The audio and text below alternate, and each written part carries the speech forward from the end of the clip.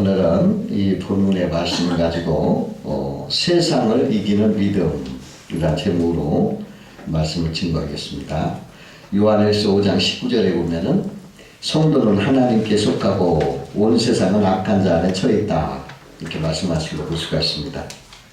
세상은 악한 자에 처해 있기 때문에 전쟁터와 같습니다. 서로 다투고 환난이 많고 죄악이 들끓고 또 속고 속이고 사람들이 위기를 당하고 실족할 수 있는 것이 세상인 것입니다. 그러나 성도는 하나님께 속하여서 믿음으로 세상을 이길 수가 있다, 이렇게 말할 수 있습니다.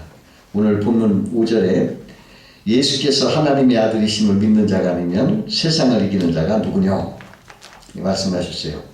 예수 믿음 아니면 이 험한 세상 이길 수 없다, 이런 말씀입니다. 예수님께서도 너희가 세상에서 환난을 당하나 담대하라, 내가 세상을 이겨노라 말씀하셨습니다. 그러면 오늘은 예수 믿는 성도가 세상을 이기는 믿음은 어떤 믿음인가 한번 생각하면서 은혜를 나누고자 합니다. 첫 번째로 성도가 세상을 이기는 믿음은 담대한 믿음입니다. 요한복음 16장 33절에 세상에서 너희가 환난을 당하나 담대하라, 내가 세상을 이겨노라, 주님 이렇게 말씀했어요. 우리 성도는 전능하신 하나님 우리와 함께 하신다는 믿음으로 이제 담대해야 됩니다. 여러분, 태풍이 몰아치면은 닭은요 자기 날개 속에 머리를 파묻고 자꾸 움츠린다고 해요. 그런데 독수리는요 태풍이 날개를 활짝 펴가지고 쫙 그냥 창공을 차고 올라간대요. 바람이 타고. 우리 성도는 닭이 아니에요. 독수리라고 했어요. 독수리. 여러분, 병아리, 참새 이건 뱀에게 잡혀먹죠. 근데 독수리는 오히려 뱀을 잡아먹어요. 우리들은 사탄의 잡아먹는 그런 아주 독수리입니다. 그 바이킹은 그 북풍이 시달릴 때 더 큰 배를 만들었다고 합니다. 세상에 시련과 위기가 올 때 그건 신의 저주라고 여기고 막 움츠러드는 것인데, 이 세상은 그러는데 그것은 어리석은 거예요. 역사상 위대한 성도들은요 이러한 환난과 위기와 시련이 있을 때 담대하게 날개를 폈어요. 그 존 버년이라는 기독교인은 그 차가운 감옥구역에서 철로 역전을 썼어요. 성경 다음으로 많이 읽히는 그 책입니다. 파스테르는 자기가 반신불구 상태에서도 질병을 연구해서 면역체를 개발했어요. 또 프란시스 파크먼이라는 분은 시력이 약해서 거의 보이지 않는데 커다란 글씨로 미국사라는 20권의 대작을 썼습니다. 그리고 에디슨은 귀가 안 들렸지만 총기를 발명했어요. 밀턴은 소경이 됐었는데 그래도 굴하지 않고 신라본을 써가지고 영국 최고의 시인으로 칭송을 받고 있어요. 미국의 프랭클린 루즈벨트 대통령은 불구의 몸이었지만은 미국의 대통령이 됐던 것입니다. 이렇게 하나님은 성도들이 담대한 믿음을 가지고 이 세상을 이겨나가기를 원하시는 거예요. 아멘. 구약의 사사기에 보면은 그 기드온이라는 사람이 있는데 그 사람은 미디안 군사를 두려워해서 그냥 숨어가지고 포도주 틀에서 타작을 하던 그런 소심한 사람이었어요. 근데 하나님이 그를 찾아와가지고 큰 용사요 부르시는 거예요. 그때 그가 뭐라고 하냐면 나는 나의 집은 므낫세 중에서 가장 약하고 또 나는 나의 아버지 집에서 가장 작은 자입니다 하고 막 벌벌 떨어요. 그런데요 그런 사람도 하나님이 함께 하니까 그가 큰 용사가 돼서 미디안 군대를 막 물리치는 걸 우리가 성경에 볼 수가 있습니다. 아멘.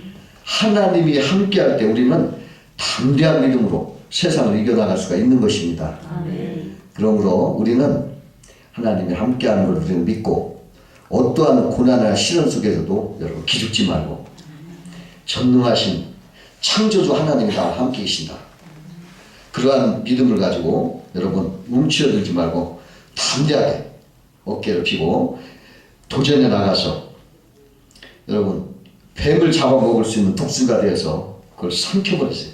아멘. 야, 우리의 오늘 여러 가지 그런 다 삼켜버리고 승리하시길 바랍니다. 두 번째로는 이 성도가 세상을 이기는 믿음은 긍정적인 믿음인 거예요. 이스라엘 백성이 애굽에서 나왔을 때 그 광야 생활을 하다 보니까 너무나 힘드니까 맨날 부정적인 말을 하는 거예요. 그냥 불평, 원망, 응? 그런 생각만 하고 하나님을 대적하는 거예요. 가나안 땅을 정탐할 때도 10지파 정탐꾼 뭐라고 하냐면 거기 갔다 오더니 부정적인 보고를 하는 거예요. 야, 거기 가보니까 막 그들은 막 장대같이 컸는데 우리는 메뚜기 같다. 막 이러면서 겁을 주는 거예요. 그러니까 이스라엘 백성이 그거 듣고서 막 절망에 빠지는 거예요. 아이고, 우리 왜 여기까지, 애굽에 매장지가 없어서 우리 여기까지 끌고 가서 죽게 하느냐. 막 이러면서 모세를 원망하고 막 그냥 하나님 앞에 불신앙의 말을 막 내뱉으니까 하나님이 이스라엘 백성을 보고 진노하셨어요. 그래가지고 가나안 땅 길을 막고 40년 동안 광야를 헤매다가 그 세대가 다 죽고 그 후세대가 들어가게끔 하셨던 걸 볼 수가 있어요. 여러분, 세상을 이기는 신앙은요, 부정적인 거 바라보지 말고 원망 불평하지 말고 긍정적으로 하나님을 신뢰하고 바라보면서 감사와 찬송할 때 승리할 수가 있어요. 절대 원망 불평 부정적인 말 우리 입 밖에 내지 말아야 돼요. 그 영국의 비평가이자 역사가인 토마스 칼라일이라는 유명한 저술가가 있었는데 그분이요, 자기 심혈을 기울여서 프랑스 혁명사를 저작했어요. 2년 동안 밤낮없이 그 매달려서 했는데 그걸 다 쓰고 난 다음에 자기 옆에 사는 친구에게, 스튜어트 밀이라는 친구가 있었는데 그 친구에게 그걸 보여주면서 내가 2년 동안 심혈을 기울여 써놓은 거니까 자네가 한번 읽어보고 좀 평가 좀 해줬으면 좋겠다. 그 원고를 넘겨줬어요. 그런데 며칠이 지나도 스튜어트 밀에게 아무런 연락이 없고 소식이, 그래 왜 그러나 했더니 며칠 후에 그 친구가 그냥 창백한 얼굴로 칼라일을 찾아왔어요. 그러더니 아이고 미안하네, 자네 원고를 내 하녀가 그걸 난로비를 짚으려고 그걸 난로 속에다 그냥 넣어가지고 죄가 됐다네. 정말 할 말 없네. 이러는 거예요. 여러분 2년 동안 그냥 그렇게 쓴 것을 하루아침에 잿더미가 됐어요. 그래 절망을 한 거예요. 칼라일이. 야, 이럴 수가 있나. 그냥 원망을 하고. 근데 어느 날 아침에 이렇게 산책을 나가는데 산책길에 어떤 벽돌공이 벽돌을 쌓는 거예요. 한 장, 한 장. 근데 그걸 보고 이 사람이 용기를 얻었어. 야, 저 벽돌공은 한 번에 한 장씩 벽돌을 쌓는구나. 나도 그렇게 하면 되지 않겠느냐. 그래서 그 사람을 다시 프랑스 혁명사 내용을 한 줄 한 줄 다시 기억하면서 다시 쓴 거예요. 그래가지고 그러한 긍정적인 생각을 가지고 다시 쓴 그 책이 오히려 처음보다 더 좋게 나와서 완극에 가까우도록 써져가지고 프랑스 혁명사 불의 명작으로 남았어요. 오늘날까지도 그걸 굉장히 높이 평가를 받는 글이 됐습니다. 만약에 그가 원망하고 비관하고 그랬더라면 아무것도 못했을 거예요. 그러나 그는 긍정적으로 그걸 바라보고 다시 시작을 했던 거예요. 그래서 이길 수가 있었던 것입니다. 그 히틀러 시대에 그걸 대항했던 그 마르틴 니뮬러라는 목사님이 계셨어요. 근데 그가 7년 동안 감옥 생활을 하는데 자기가 갇혀있는 감옥이 독방이었습니다. 근데 거기에 청이 하나 있어요. 그래서 그 창문에서 딱 이렇게 보면은 바로 거기가 사형수를 목을 매는 그 사형자인 거예요. 그래 그는 그걸 보면 늘 그 목을 매는 밧줄과 그 교수대, 그 어떤 때는 사형당한 사람이 교수대에 그대로 매달리는 걸 본 거예요. 그러니까 그냥 날마다 사형 때만 바라보니까 이 니밀러라는 사람이 자기는 이제 죽음에 대한 두려움이 막 사로잡히는 거예요. 그리고 막 자다가 꿈에도 그 매달려 죽은 모습을 막 바라면서 막 소스라치게 깨요. 그냥 막 땀을 질질 흘리는 거예요. 그때 그가 이런 생각을 했어요. 야, 내가 왜 교수에만 보고 있는가? 그거 못하러 오는가? 내가 이제부터 그걸 보지 말고 예수님을 묵상하겠다. 그래가지고 예수님을 묵상하기 시작했어요. 근데 예수님을 묵상하다 보니까 어떤 생각이 나면, 아, 예수님은 자기를 죽이려는 자들까지도 저주하지 않고 그들을 위해서 기도해 주셨구나. 나도 예수님처럼 그런 사람이 되자. 그래서 나도 천국에 살자. 이런 생각을 긍정적으로 생각하기 시작한 거예요. 그랬더니 마음에 그냥 두려움이 싹 사라지고 평안이 막 찾아오는 거예요. 그래서 막 어떤 생각이 드냐면, 그 시험을 이길 때 예수님을 도와주신 천사가 막 수종드는 것처럼, 막 자기도 천사가 와서 막 수종드는 것처럼 막 그런 느낌이 됐다고 고백을 했어요. 그러고 나서 그분이 석방됐을 때는 자기가 마치 깊은 산속에 수호돈에서 수도하고 세상에 나온 사람처럼 그런 느낌을 받았다고 그랬어요. 여러분, 부정적인 걸 바라봤을 때 뭐가 생각이 나요? 부정적인 두려움과 공포가 넘치는 거예요. 그거 못하는 바라봅니까? 부정적인 걸 자꾸 바라보지 마세요. 주님을 바라보셔야 돼요. 주님, 이런 긍정적인 걸 바라보고 주님의 말씀을 바라보고 세상을 이길 수가 있는 거예요. 예, 저도 가끔 컴퓨터 이렇게 하다 보면 내 체험인데 이렇게 무슨 기사가 나면 그 밑에 막 이렇게 댓글을 읽게 되면 막 부정적인 댓글이 막 엄청나는 거예요. 그럼 막 나도 그걸 보면서 그냥 그렇지 하면서 그냥 같이 분노하다 보면 내 마음속에 그냥 이렇게 가득 찬 거야. 그러다가 이거 봐라, 큰일 났다. 내가 스스로 또 느끼는 거야. 내가 못하러 이걸 보냐. 차라리 기도해 줘야지. 그게 탁 나와가지고 그냥 돌아다니면서 그걸 잊어버리고 기도해 줍니다. 그러면 다시 풀어져요. 다음부터 이런 거 보지 말자. 이게 결심을 하면서 안 봅니다. 그러면서 기도해 주고 있는 거예요. 근데 자꾸 또 사람은 연약하기 때문에 또 반복해요. 근데 여러분, 부정적인 거 자꾸 보지 마세요.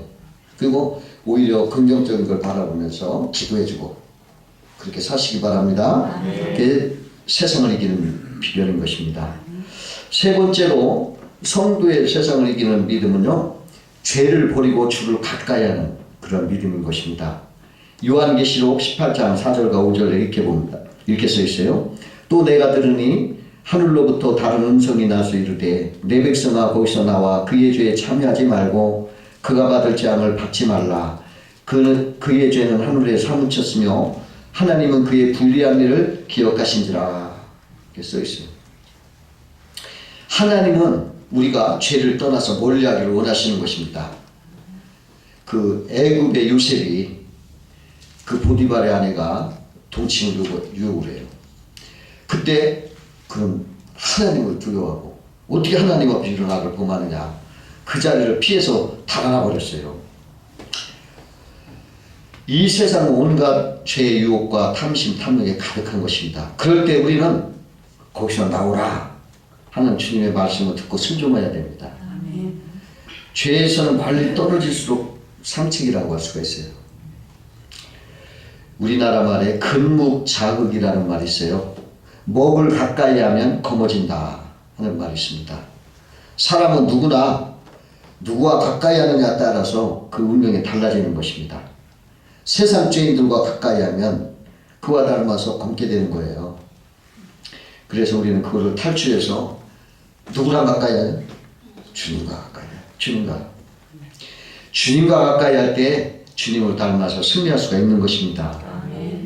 그 아브라함이 그 조카 롯과 같이 살았을 때 기르는 소가 양이 많으니까 매일매일 그냥 우물을 먼저 차지하라고 풀밭을 먼저 차지하라고 그냥 서로 다투는 거야. 종들이 하루도 조용한 날이 없어. 그때 아브라함이 롯에게 그래요. 야, 너랑 나랑은 고륙인데 이렇게 날마다 시끄럽게 싸울 필요가 뭐 있냐. 야, 네 좋은 것 있으면 그냥 떠나라. 네 먼저 가져가라. 네가 좌하면 내가 우하고 네가 우하면 내가 좌하리라. 그러고서 가라고 했을 때 그 롯은 그 말을 듣고서 이렇게 요단들을 먼저 바라보니까 요단들에 풀도 많고 물도 넉넉하니까 거기서 양을 치면 큰 부자가 되겠거든. 그러니까 내가 거기 가겠습니다 하더니 그 요단들을 훌쩍 떠나버렸어요. 근데 반면에 야구라고 이제 좋은 거 다 뺏겼죠. 뭐 찾아내 못했지만 아주 속은 후련한 거예요. 아주 속 후련해. 그리고서 롤이 떠나가니까 하나님이 아브라함을 찾아온 거예요. 그러더니 아브라함아, 너 있는 곳에서 동서남북을 바라보거라. 이 보이는 것을 내가 너와 내 자손에게 영원히 주리라. 이렇게 복을 주시는 거예요. 죄와 탐심, 이 세상의 것 딱 떠나보니까 하나님이 찾아왔다는 거예요.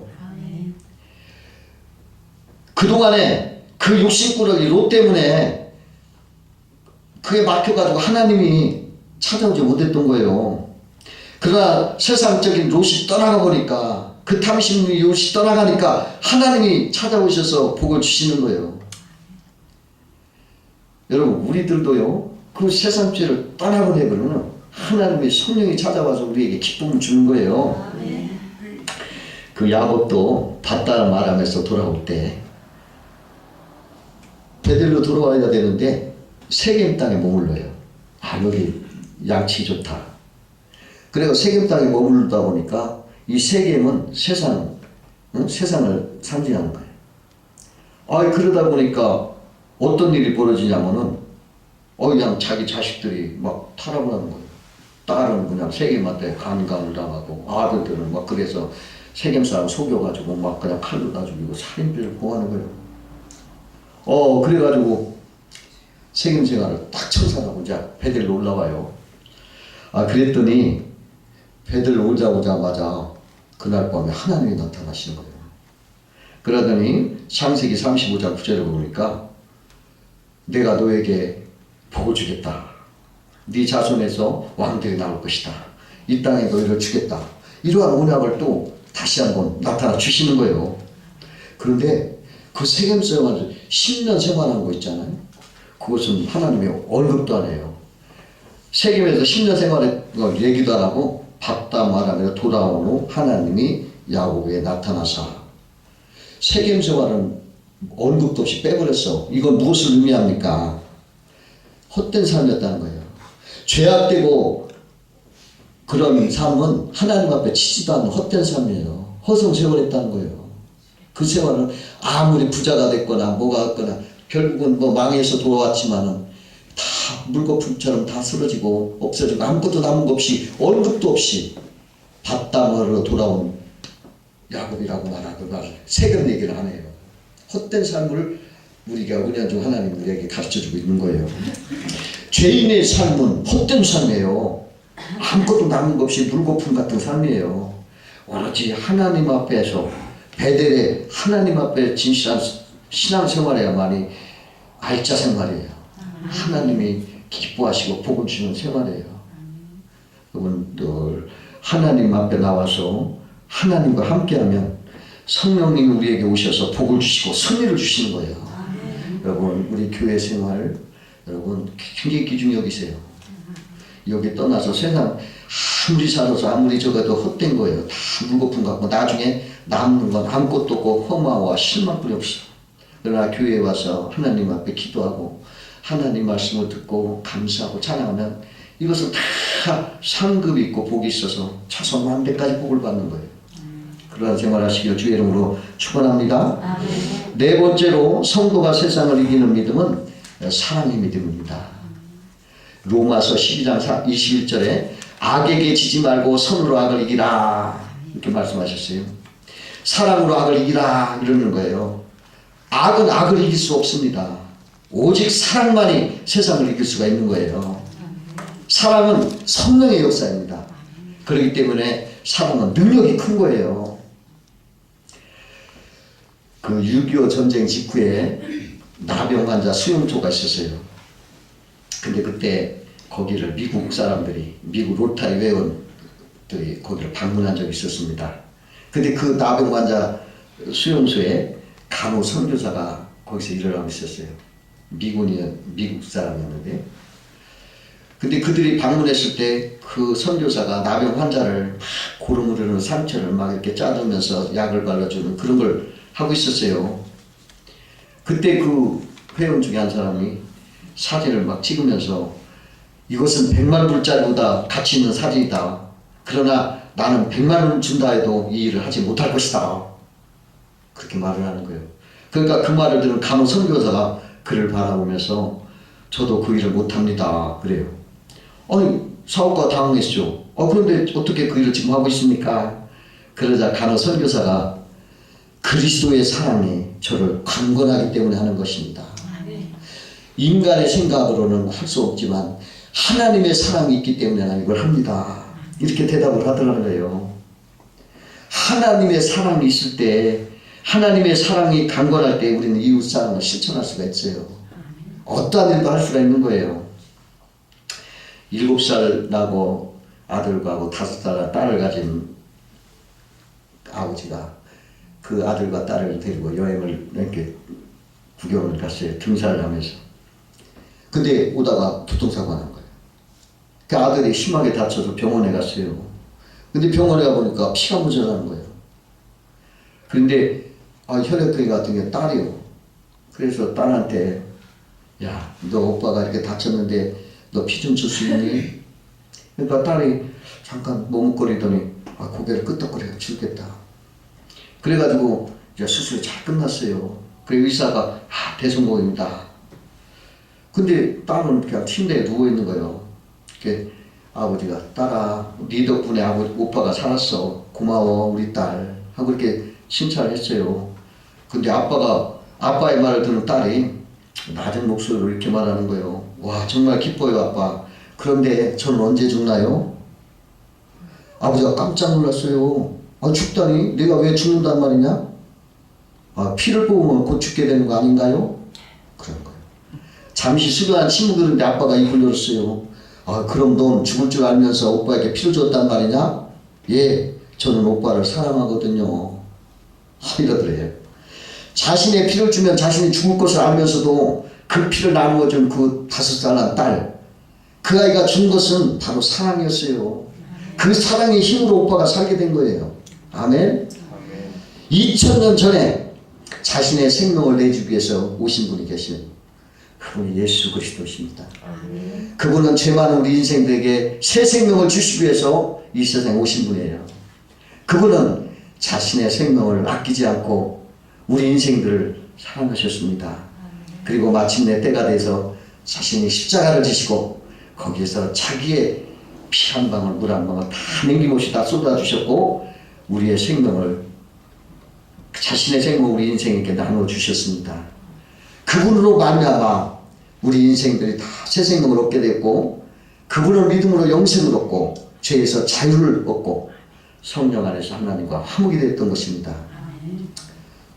여러분 그러므로 우리는 하나님의 최고의 이런 큰 사랑을 받은 우리는 서로 사랑해야 되는 거예요. 서로 사랑해요. 어떤 할머니가 주님 한번 배웠기를 평생 원한 거예요. 주님 한번 배웠고 한 번 대접했으면 얼마나 좋을까 늘 마음으로 원했던 거예요. 근데 하루는 꿈을 꾸는데 꿈에 주님이 나타나신 거예요. 그러더니 주님이 내가 내일 네 집에 가겠다 이러는 거예요. 깨보니까 꿈이요. 야 정말일까 하면서 이제 그 할머니가 정성껏 상을 다 차려놓고 기다리는, 아무리 기다려도 아무도 안 오는 거예요. 꿈에 오신다고 했는데 하루 종일 기다리는데 저녁 때 기다리는 예수님은 오시지 않고 어떤 헌옷 입은 불구자 거지가 오는 거예요. 그런데 뭐라 하면 대교에서 예수 믿습니까? 저도 예수 믿습니다. 하룻밤만 채워주세요. 그렇게 하는 거예요. 할머니는 기다리는 예수님은 안 오시고 왜 거지가 왔느냐 하고 골이 나서 그냥 막대기로 그냥 쫓아버렸어요. 그날 끝내 예수님은 안 오시고 그날 밤 잠을 자는데 꿈을 또 꾸는데 다시 예수님이 꿈속에 나타나셨어요. 그래서 왜 주님 우리 집에 오신다고 하셨는데 안 오셨습니까? 하고 원망했어요. 그러자 주님은 아니다. 내가 아까 내 집에 갔더니 네가 막대기로 나를 때려 쫓아노라. 아까 그 혼옷 입은 불구거지는 바로 나였노라. 내가 전에도 말했거니와 믿는 소자 하나를 대접하는 것이 곧 나를 대접하는 것이라고 하지 않았느냐. 그 불구거지 대접하는 것이 곧 나를 대접하는 것이니라. 그렇게 말씀을 하시더래요. 그때서야 그 할머니가 아우 그럴 줄 알았으면 잘 대접할 걸 그렇게 말하더라는 것입니다. 여러분 우리가 우리 이웃을 사랑하는 것이 곧 주님을 사랑하는 거예요. 우리 주님이 지금 하나님 우편에 앉아 계시지만 성령으로 함께 계셔요. 우리 이웃은 우리 주님의 함께 하신 귀한 존재인 거예요. 우리가 여러분 우리 이웃을 내 몸처럼 사랑하라는 말씀대로 이웃을 사랑하는 것이 곧 주님을 사랑하는 거예요. 우리 저기 요관을 하시는데 그 요관 선생님들 다 주님으로 모시잖아요. 그래서 주님을 사랑하는 거예요. 우리 식당 하시는 우리 권사님들 다 오시면 주님으로 생각 대접을 해주셔야 돼요. 서로 사랑하셔야 돼요. 서로 뜨겁게 사랑할 때 악하고 험하고 냉랭한 이 세상을 이겨나가는 거예요. 여러분 그러한 사람 되시길 주의 이름으로 축원합니다. 기도하겠습니다. 사랑의 하나님